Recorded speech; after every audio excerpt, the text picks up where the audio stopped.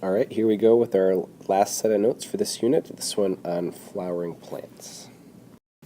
The last group of plants that we're going to talk about are the Anthophyta, division Anthophyta, and these guys are more commonly known as the flowering plants or trees. They're sometimes called angiosperms as well.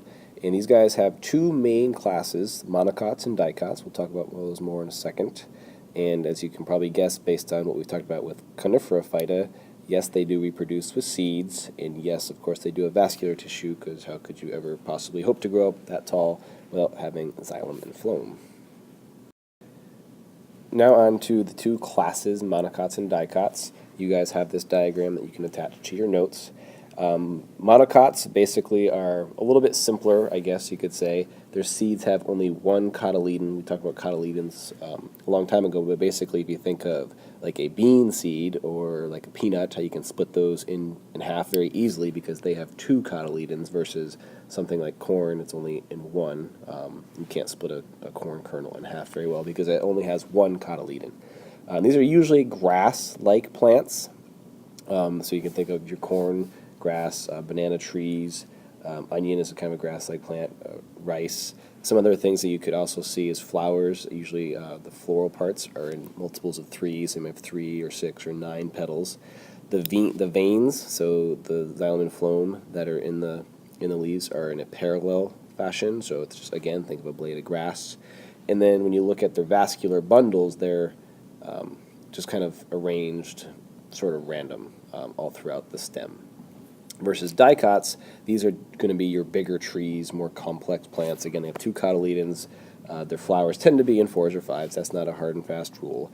The leaves have what we call net-like venation, so instead of being parallel like these guys over here, they kind of branch off all over the place, so a little bit more complex.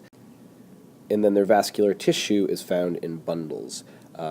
I kind of remember this as this is the way you produce growth rings in trees, so this is why trees are dicots, because the only way you're going to get growth rings is if you produce in bundles in a more organized fashion like this, right? You're never going to get growth rings in a monocot because they don't produce them that way. These guys have, producing xylem on one side and phloem on the other side, and so that makes that ring every year.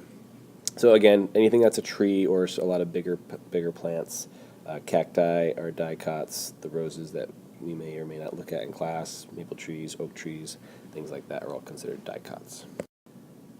And then what we're mostly focusing on for this group is the actual flower that they produce and how that helps them reproduce. Of course, you've got lots of different parts of the flower, and we're going to go through some of those. This diagram is a generalized flower, and obviously not every flower looks like this. There can be a wide diversity in flowers. Not every flower has all these structures, so again, these are just kind of general structures. First, the main thing, the petals, pretty obvious structure, and pretty much the main function of the petals, they protect these parts a little bit, but mostly they're there to attract pollinators, and they have different colors that appeal to different animals. Sometimes they have like a runway sort of strip, maybe like a strip of yellow down here that kind of guides the insects into where the flower wants them to go, things like that. Basically just to help attract those pollinators.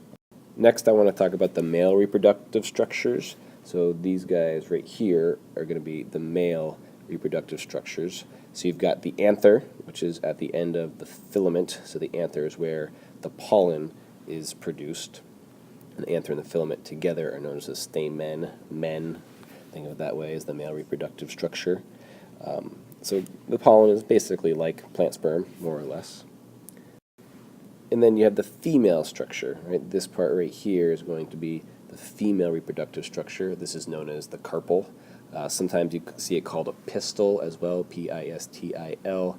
That's just basically multiple carpels sort of fused together. And this, again, carpel comes in different parts. The stigma right here at the top is sticky, so the pollen, when it lands there, it catches it and holds right onto it.